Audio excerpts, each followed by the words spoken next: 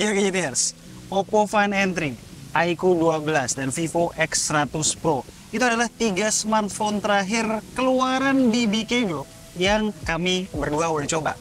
Buat yang nggak tahu, BBK Group ini isinya Oppo, Vivo, iQOO, Realme, dan OnePlus. 3 HP yang Al sebutin tadi punya kesamaan. Apa coba kesamaannya? Yes, well, improve camera di atas ekspektasi upgrade rutin setiap tahunnya.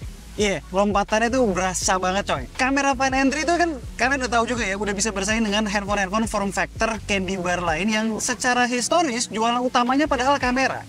Vivo X100 Pro, seperti kemarin kita lihat, tuh hasil kameranya juga top banget. Bahkan iQOO 12 pun telah berhasil transformasi dari handphone yang performance-centric ke value deal flagship dengan perombakan di sisi kameranya. Nah, sekarang di K2G udah hadir OnePlus 12. Dan dari experience kami mencoba kameranya, rasanya gue pede ya bilang kalau ini adalah HP OnePlus dengan kamera yang kita bisa bilang bagus tanpa ada tapi ini, tapi itu, men. Sebelum-sebelumnya kan HP OnePlus Kameranya bagus, tapi apa, C, D gitu kan. ini benar-benar bagus lah. Kita lihat.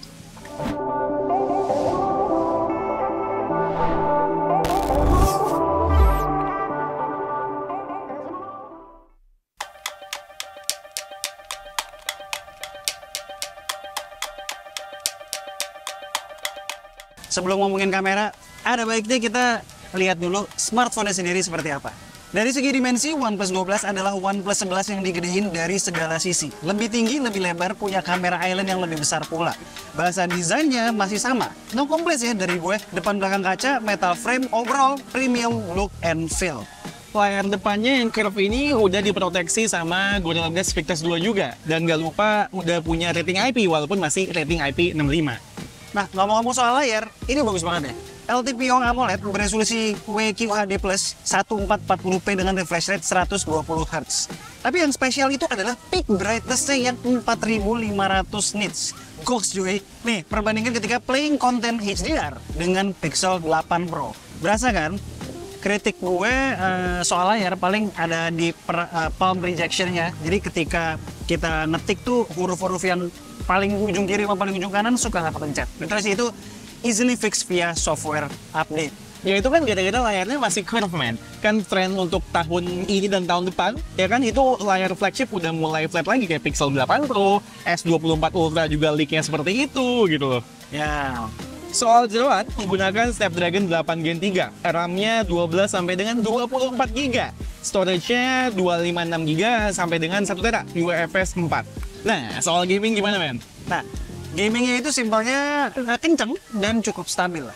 Cuma memang nggak sestabil iQOO 12 kemarin ya. Nah di ruangan non AC main Genshin Impact settingan rata kanan baru 12 menit gue udah merasakan throttling ketika suhu internal mencapai 41 derajat. Jadi thresholdnya cukup rendah tuh. Ya kalau buat daily ya jelas kencang. Was.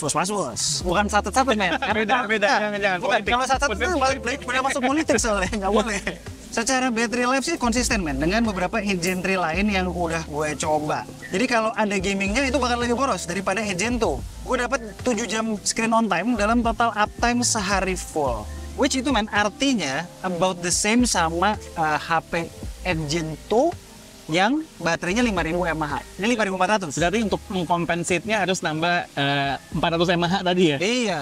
Ini ngomong-ngomong spesifik kalau lo pakai main game. Kalau enggak, experience gue dengan head Gen 3 itu malah lebih irit. Oke. Hal-hal lain yang perlu kita ketahui sebelum kita ngecek kameranya. Ngecasnya kencang, hampir setengah jam dengan charger 100 wattnya. Terus ada wireless charging 50 watt juga. Speakernya udah stereo dan kualitasnya lumayan bagus. Hapticsnya jelas empuk. Terus berhubung ini unit China, softwarenya adalah ColorOS 14 dengan Android 14. Bukan di Oxygen OS ya, kayak di global nanti. Which sebenarnya sekarang udah bagai pinang di belah dua aja nih, antara Oxygen OS maupun ColorOS.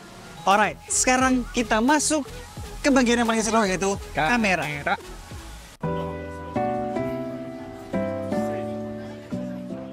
Speknya begini nih, terlihat familiar? Well, iya, karena hampir semua top-end smartphone BBK Group ya mirip cuy. Mix and match aja beberapa sensornya. Nah, tadi kan gue bilang kamera OnePlus 12 bagus kan? Seperti biasa, gimana caranya bilang bagus tanpa kita compare walau sekedar tipis-tipis? Karena ini video singkat, kita compare beberapa shot saja ya, terutama kondisi-kondisi yang challenging. Nah, ini kita mulai di kondisi backlight. Kita bisa lihat empat-empatnya bagus semua, dengan karakter masing-masing. OnePlus 12 karakternya lebih dekat dengan Oppo, sama-sama natural pendekatannya, sementara X100 Pro dan iQOO ke arah eye pleasing. Dengan iQOO nampaknya lebih saturated. Soal detail dan dynamic range itu semua mirip-mirip aja, terlalu mirip untuk dijudge. Nah, ini telenya. Lagi-lagi, sama-sama bagus dengan perbedaan di karakter warna. Di Pixel Peep pun keempatnya bersaing banget. Portrait tele sama-sama bagus juga. Masih ada kesalahan-kesalahan kecil dalam kalkulasi depth, namun semuanya masih termasuk oke. Ultra wide, finally ya nemu di mana OnePlus 12 paling bontot karena terlalu kontras dan sharpness-nya jadi kurang oke. Tiga yang lainnya lebih baik, dengan yang leading X100 Pro dengan hasil yang serba pas walau eye pleasing. Main camera indoor, lagi-lagi konklusi kami masih sama, beda karakter doang, semuanya bagus. Detail bagus-bagus juga. Bahkan di kondisi gelap pun empat-empatnya masih bagus semua. Well, paling kita bisa lihat iQOO ya yang detailnya mulai keteteran. Begitu juga di selfie, secara noise iQOO paling berasa. Sedangkan tiga lainnya lebih ke perbedaan skin tone aja. Soal video, Vivo X100 Pro sih paling bagus ya, natural, nggak overprocess kayak tiga lainnya, serta punya stabilisasi yang oke juga. OnePlus 12, at least di firmware yang ini, stabilisasinya masih ngelawan-ngelawan pergerakan gitu, nggak smooth. Ini udah gue confirm dengan mengambil sampel lain, masih sama juga begitu. Perlu di note, gue cukup yakin ya, problem ini bisa dibenerin via software update. Masih soal video, OnePlus dan Oppo lah yang kamera depannya udah bisa 4K 30 fps, sementara dua lainnya masih Full HD aja. Gimana? Udah bisa ambil konklusi kan? Intinya simple, line up BBK Group ini di 2024 ngeri kameranya. Bahkan OnePlus dan iQOO yang traditionally secara kamera bukan jadi tumpuan bisa sebagus ini hasilnya. Gimana kalau ntar Find X7 series sudah keluar? Gue yakin lebih ngeri lagi.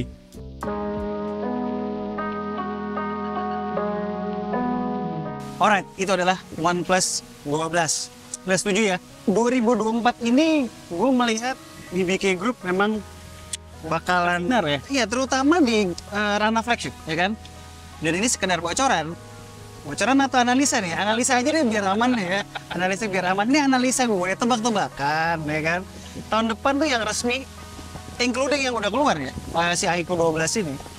Tahun depan yang resmi BBK Group flagship di Indonesia 6 sampai 10 flagship Total dari semua brand, dari Vivo, Realme, ya kan, Okay. Oppo, iQOO udah keluar. Oke.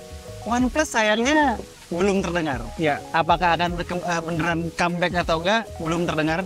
Sayang banget. Tapi gue cukup mengerti kenapa, kan kalau OnePlus masuk itu kan di bawah Oppo ya, Ya. ya kan? Terlalu bersinggungan gue rasa. Mungkin business decision juga. Betul. Strategi juga mereka. Strategi juga. Cuma ya sampai sekarang gue belum mendengar ada langkah konkret actually untuk masukin OnePlus 12 di Indonesia. Tapi gue rasa nggak usah takut main OnePlus 12 nggak masuk, substitusinya dari BBK Group bakalan banyak nih. Bakalan banyak, bener bakalan banyak. Gue mau sebutin satu-satu nggak bisa. Kan tadi analisa. Tapi nggak apa-apa sih.